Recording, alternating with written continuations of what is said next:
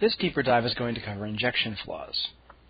One of the most popular injection flaws is called SQL injection.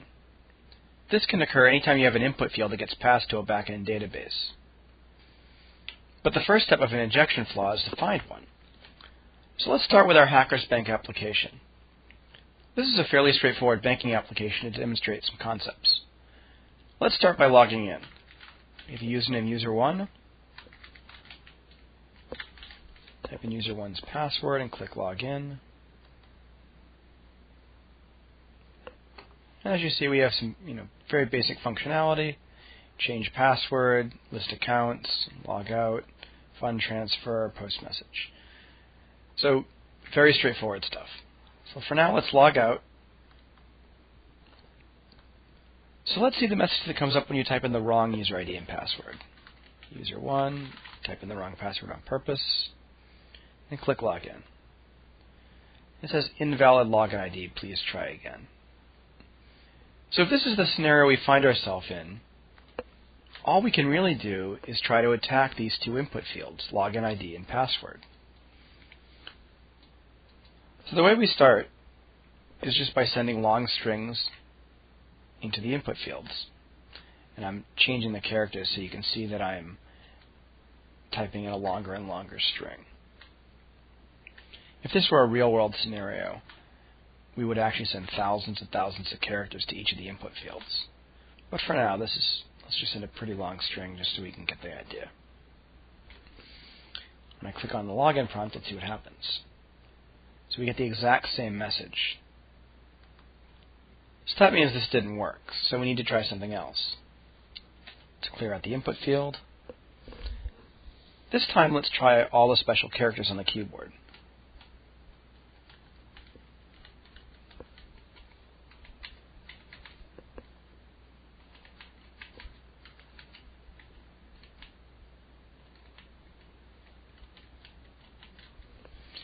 And let's click on the login prompt to see what happens. That's interesting. Clearly we did something here that worked, or at least from the attacker's point of view. We got this error, this very detailed error message that says incorrect syntax error near semicolon, unclosed quotation mark after the character string, and then a bunch of characters, and password. When we see a message like this, it usually means that we have a SQL injection possibility. And what that means is that the single quote character is usually all we need to find this out. So let's type in a single quote by itself and see what happens. Type in a single quote, click login, and sure enough, here's the message we receive.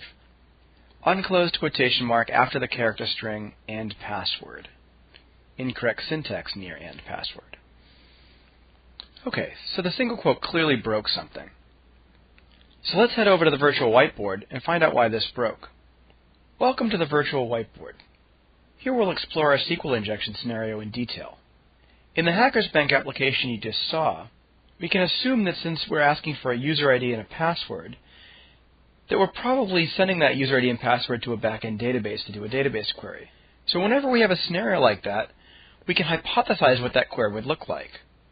Let's take a guess and add it to our virtual whiteboard. This is probably a pretty safe guess.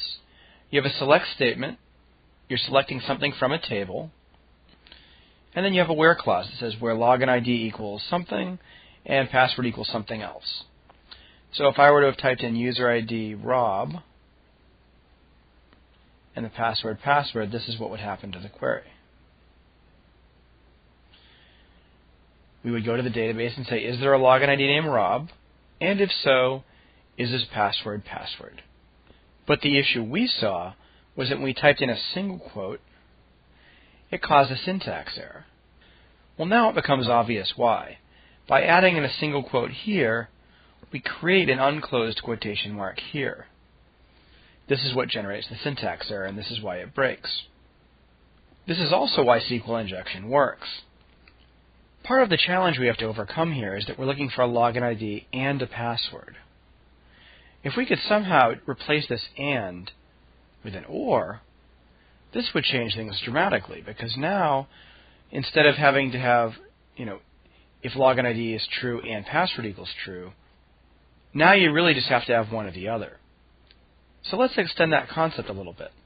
We've already terminated this string here, so this is now a legal SQL statement. Select star from table where login ID equals blank is perfectly legal. Now let's add in our or clause. Or,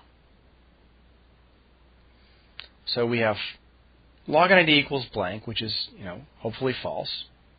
Or, now we need something that equals to true. So a logical statement that's always equal to true is 1 equal to 1. Is 1 equal to 1? Yes, always.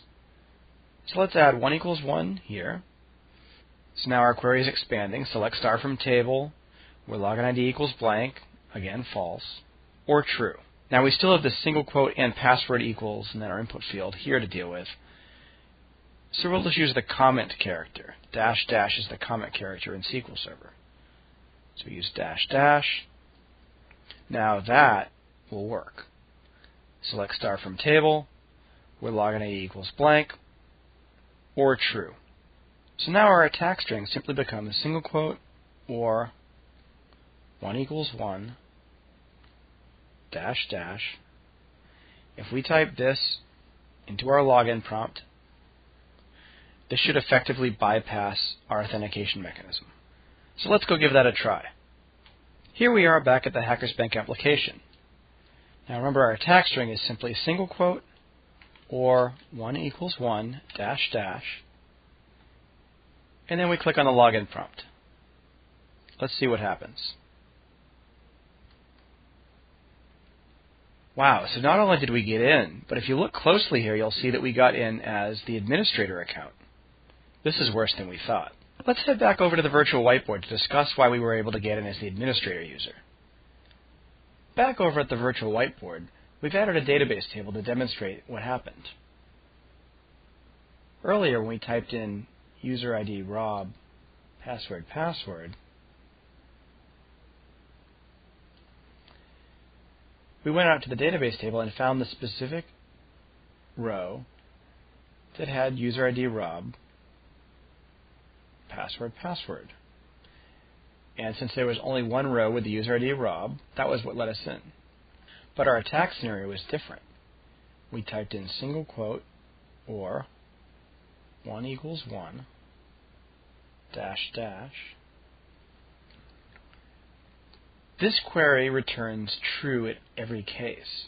Now what happens when you have a query that returns true is it returns all rows. And what happened in our scenario was that the admin user was the first row in the database.